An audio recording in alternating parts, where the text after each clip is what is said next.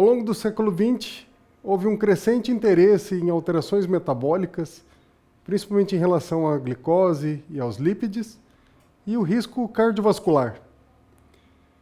Com isso, foi identificado que havia um conjunto de fatores de risco cardiovascular que possuem uma base fisiopatológica em comum, relacionados ao acúmulo de gordura visceral e à resistência à insulina, que é o que nós chamamos de síndrome metabólica. Esse conjunto de fatores aumenta em até 5 vezes o risco de uma pessoa desenvolver diabetes tipo 2 e 2 a 3 vezes o risco de doenças cardiovasculares ao longo da vida. E o mais impressionante, 20 a 30% da população possui síndrome metabólica.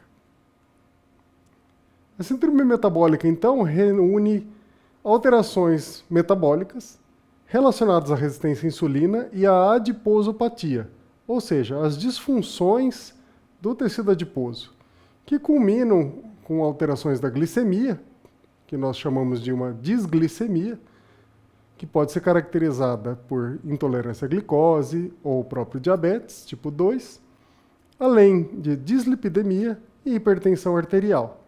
Esses são os 3 principais elementos que se reúnem para o que nós chamamos de síndrome metabólica. Mas há vários outros elementos que não são usados propriamente para identificar a síndrome metabólica ou para fazer o seu diagnóstico, mas que fazem parte da sua base fisiopatológica. Existe uma inflamação crônica de baixo grau, sistêmica, instalada no organismo, que contribui para essas alterações metabólicas. Um estado protrombótico e uma disfunção endotelial que predispõem a doenças cardiovasculares. E, acompanhando a alteração do tecido adiposo, a adiposopatia, temos alterações de adipocinas, que são os hormônios ou citocinas produzidas pelo tecido adiposo e que têm repercussão em todo o organismo, seja para melhorar o metabolismo ou para favorecer a inflamação.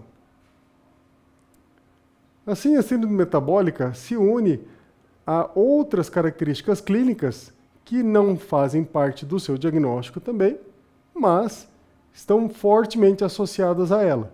A síndrome de ovários policísticos, SOP, a doença hepática gordurosa e sinais como a acantose nigricans, que é a hiperpigmentação da pele, com alteração de sua espessura, principalmente em regiões de dobras, a hiperuricemia, ou seja, o acúmulo de ácido úrico no sangue, e até alterações renais, como a albuminúria. A síndrome metabólica, como nós vimos, tem uma base na resistência à insulina e na adiposopatia. Mas há vários outros fatores que se somam e que contribuem para essas alterações e para os seus desdobramentos, como a idade, o gênero, etnias, uma base genética, inclusive que pode haver história familiar ou não, a epigenética, que são as alterações do nosso DNA em função do ambiente no início da vida, que podem fazer com que nós venhamos a adquirir um risco genético a partir do ambiente. E hábitos também contribuem. O sedentarismo, o tabagismo, a alimentação, principalmente rica em gorduras e açúcares, medicamentos como os corticoides e outros.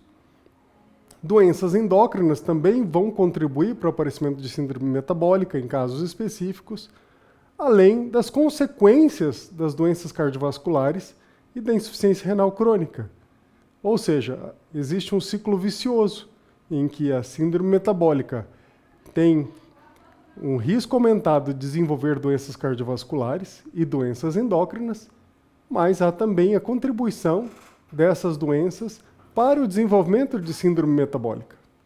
E qual o significado da síndrome metabólica? A importância de identificar a síndrome metabólica é reconhecer aqueles indivíduos com maior risco de doença cardiovascular e de diabetes para que eles possam modificar o seu estilo de vida.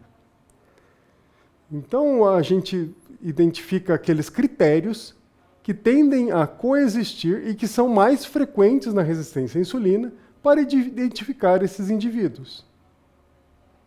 A síndrome metabólica já teve vários nomes. Já foi chamada de síndrome X, síndrome desmetabólica ou plurimetabólica, ou cardiometabólica. Ela pode ser reduzida ao que nós chamamos de cintura hipertrigliceridêmica, quando se reconhece o papel da gordura abdominal através da medida da cintura abdominal e dos triglicérides na fisiopatologia, nas suas complicações. Pode ser chamada, resumidamente também, como hipertensão dislipidêmica, ou até nomes mais curiosos, como quarteto mortal. A adiposopatia também é uma denominação que reduz ao tecido adiposo as suas complicações, mas nós sabemos que é um quadro muito mais complexo, apesar do papel central da adiposopatia no seu desenvolvimento. E como eu disse, ao longo do século XX, nós tivemos interesse crescente nesses fatores de risco, e a história da síndrome metabólica remonta a 1923, quando já se reconhecia uma associação de gota, causada pelo excesso de ácido úrico, alterações da glicose e a hipertensão arterial em um mesmo indivíduo. Em 1940, o papel da obesidade central foi reconhecido como um fator predominante para o desenvolvimento dessas alterações metabólicas, e até que em 1988 foi estabelecida a síndrome X, que nós chamamos hoje de síndrome metabólica, em que os fatores hipertensão, intolerância à glicose ou glicose de jejum alterada, triglicérides elevados e HDL baixo foram reconhecidos como uma síndrome para ser identificada a fim de modificar os hábitos de vida e prevenir doenças cardiovasculares e diabetes. Mas foi só em 1998 que a Organização Mundial de Saúde estabeleceu critérios bem definidos para o diagnóstico de diabetes. Os Estados Unidos, em 2001, fizeram sua própria classificação. A Associação Americana de Endocrinologistas Clínicos fez a sua classificação logo em 2003 e, por fim, em 2005, a Federação de Diabetes Internacional deu a sua contribuição. Então a gente vê que ao longo do tempo temos várias entidades contribuindo para a identificação da síndrome metabólica e trazendo atenção para esses fatores a fim de prevenir doenças. A gente falou muito de resistência à insulina como a base da síndrome metabólica, junto com o acúmulo de gordura abdominal. Então a gente deve entender o que é a resistência à insulina. É uma condição de resposta reduzida à insulina, que pode ser fisiológica ou patológica e que predispõe a disfunções metabólicas. Há pessoas que naturalmente têm uma resistência à insulina, independente de fatores de risco, mas se ela for exposta a um ambiente desfavorável, ela vai desenvolver a síndrome metabólica a partir dessa resistência à insulina. Mas a resistência à insulina não se refere unicamente à ação sobre a glicose, uma vez que a insulina tem uma ação sobre aminoácidos, gorduras e o sistema cardiovascular.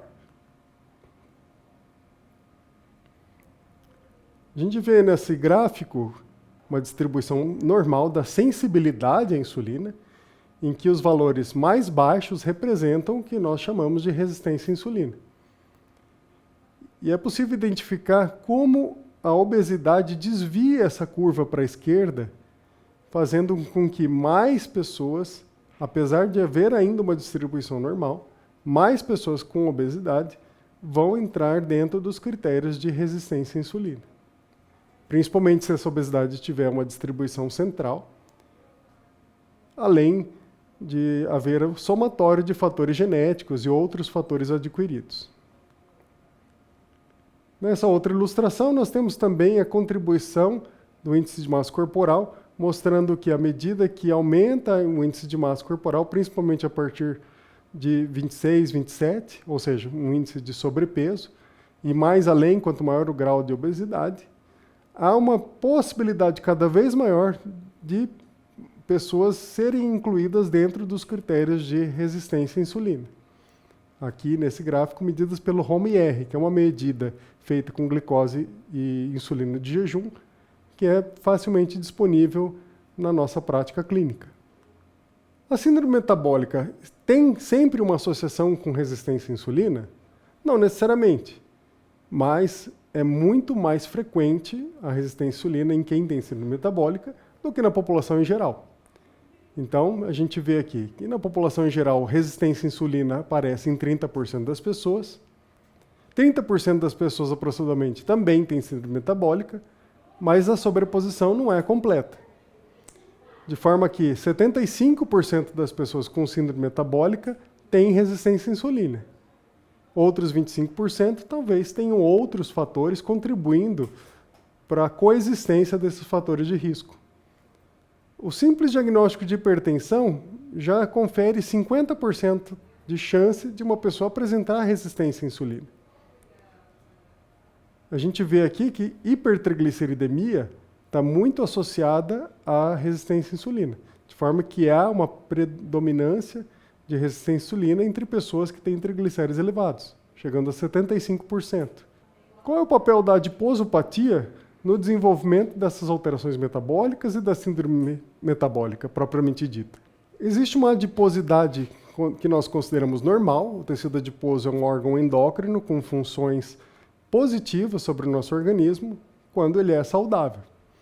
Ele tem a função de acumular energia na forma de gotículas de gordura, absorvendo os nutrientes, né?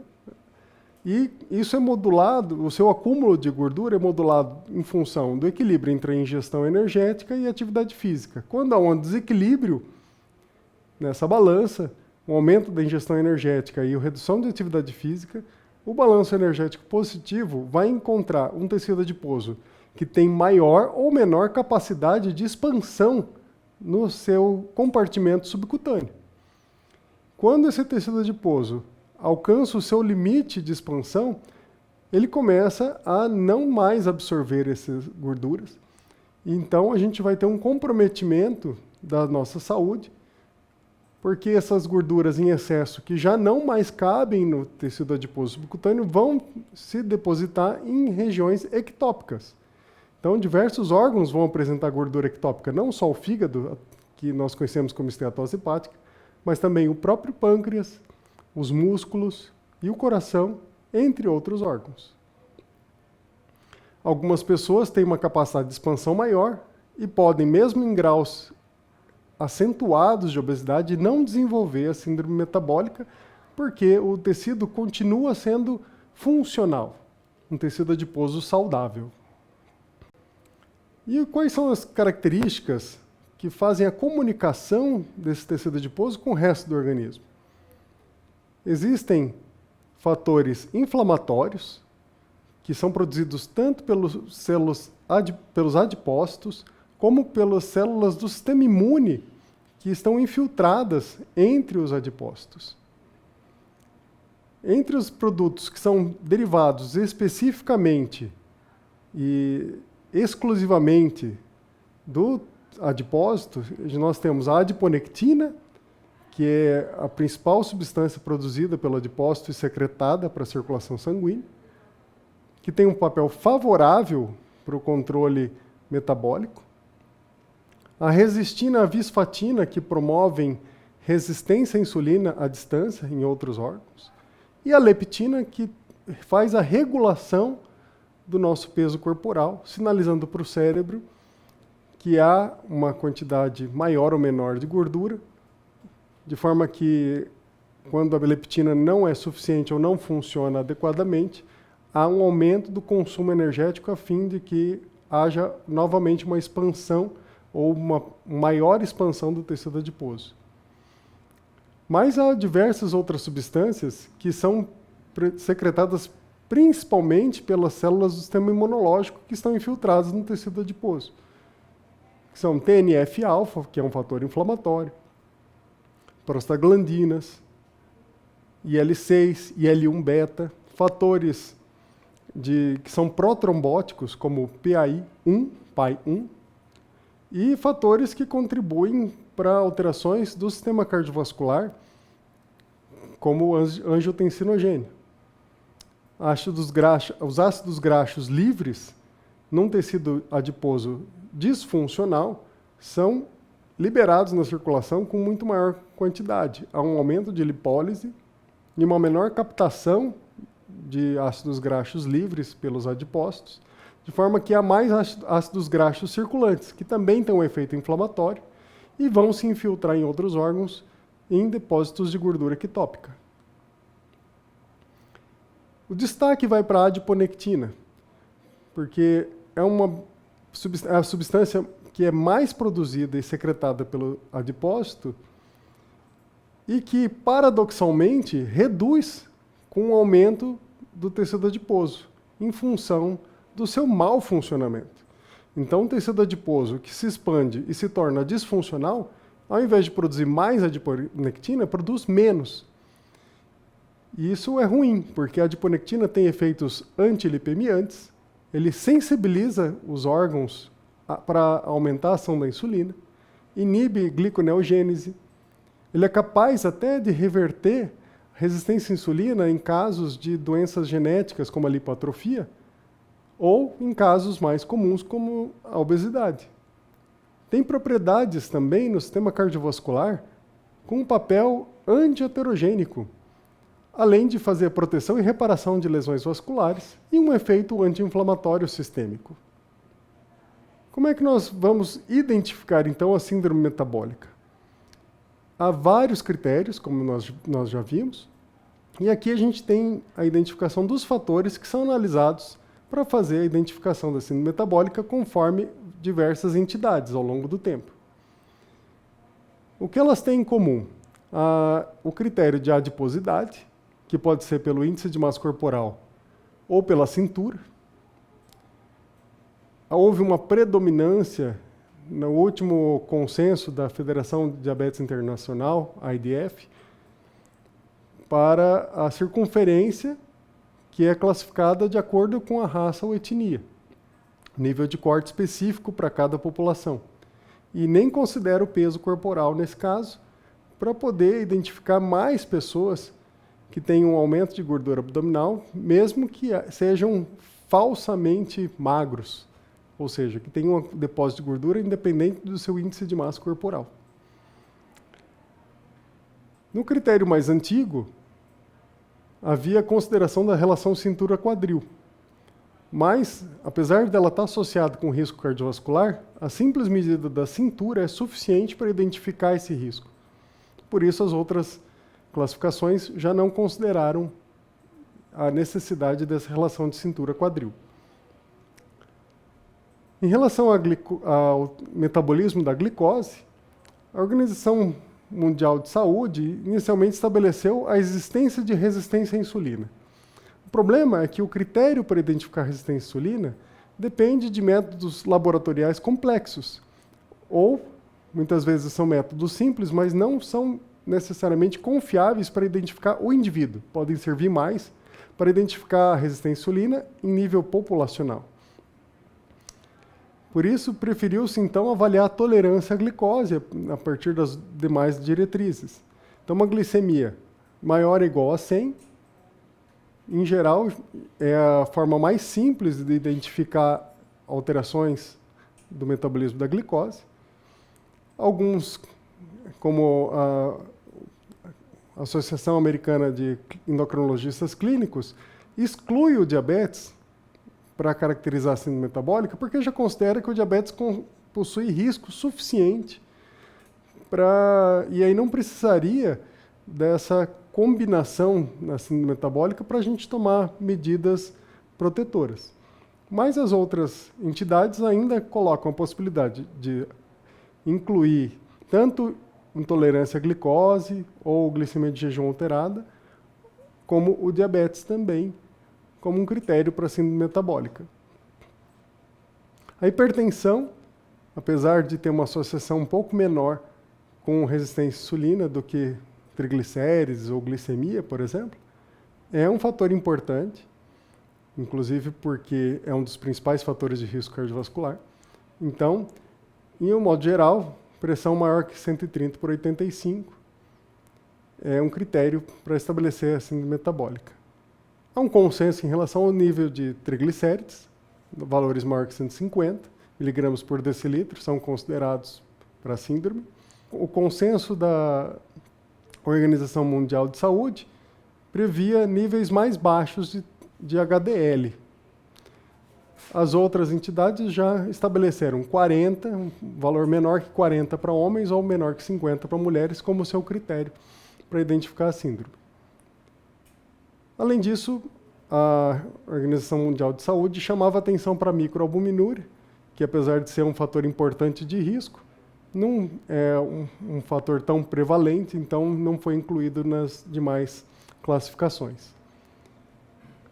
Com esses critérios, o que é que se estabelece como síndrome metabólica? A presença de pelo menos 3 desses fatores combinados. No caso do IDF, da Federação de Diabetes Internacional,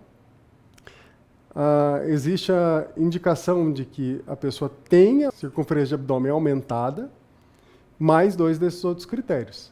As outras classificações não colocam nenhum desses fatores como obrigatório, mas a IDF coloca como obrigatória a presença de circunferência abdominal aumentada, colocando ela no centro do diagnóstico da síndrome metabólica. Aqui é uma ilustração de quais são os critérios de obesidade central, ou os pontos de corte específicos por raça e etnia de cintura abdominal, segundo a IDF. De um modo geral, a gente vai usar os 2 primeiros critérios. Para a população de ascendência europeia, uma cintura maior ou igual a 94 para homens ou maior que 80 para mulheres, que coincide com a classificação americana. Já para outras populações sul-asiáticas e, de um modo geral, populações centro- e sul-americanas, a gente vai usar o critério de cintura maior ou igual a 90 para homens e maior ou igual a 80 para mulheres. A gente tem valores um pouco diferentes para a população japonesa, em que se estabelece um valor mais baixo como risco, principalmente para homens. Aqui nós temos valores de HOMA-IR maiores ou menores e a frequência de algumas alterações metabólicas. Então a gente vê aqui que se a gente tem um aumento de algumas circunferências do abdômen ou do pescoço, aqui no canto superior esquerdo, nós temos maior frequência de HOMA-IR elevado, indicando resistência à insulina. Da mesma forma, o aumento de HOMA-IR está associado com gordura ectópica não só no abdômen, mas também pericárdica e epicárdica, aqui no canto superior direito, assim como a espessura da íntima média nas carótidas.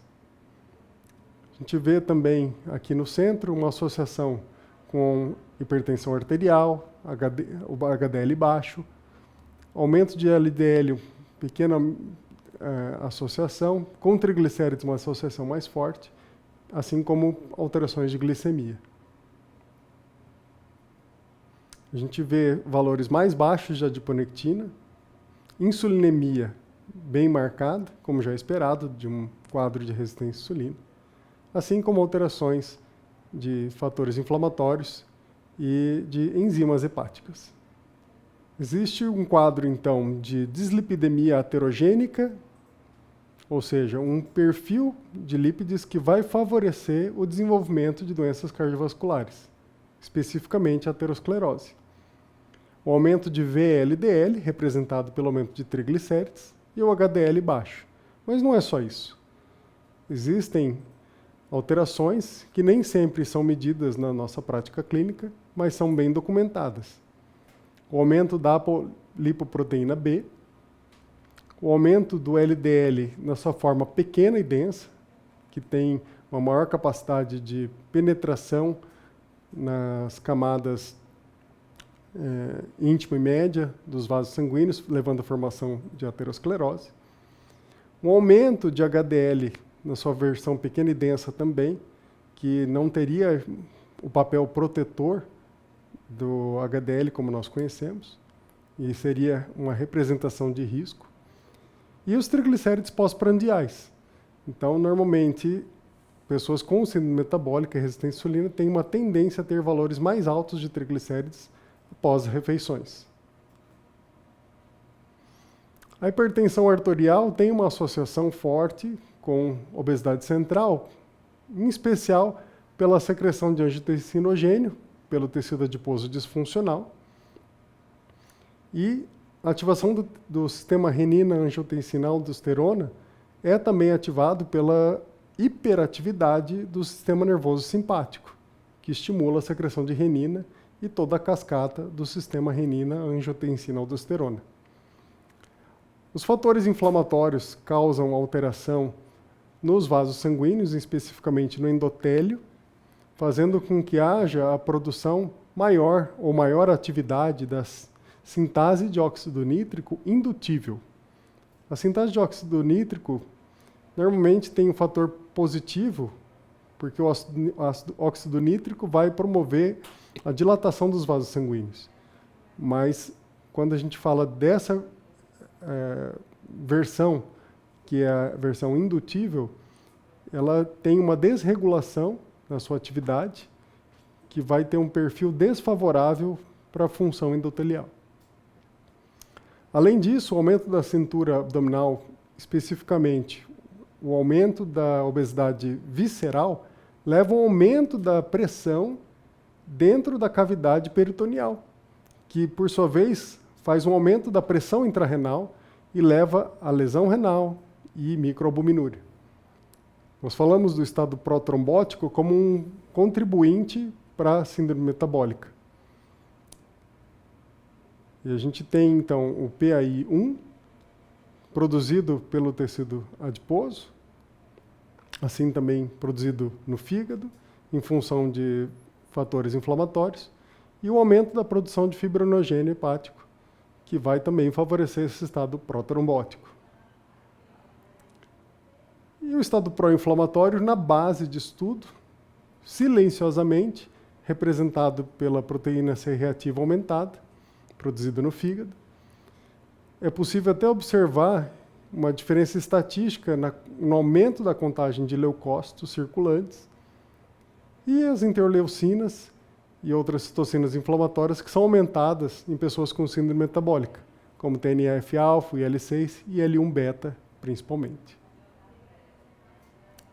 Como eu disse, a disfunção endotelial é um ponto marcante das alterações vasculares promovidas pelo excesso de gordura abdominal, em especial o aumento de adesão de células mononucleares pelo MCP1, o aumento de moléculas de adesão celular, que vão ter um fator de risco para alterações ateroscleróticas, ICAM e VCAM, a INOS, sintase de óxido nítrico indutível, que eu já comentei antes, e alterações da reatividade vascular.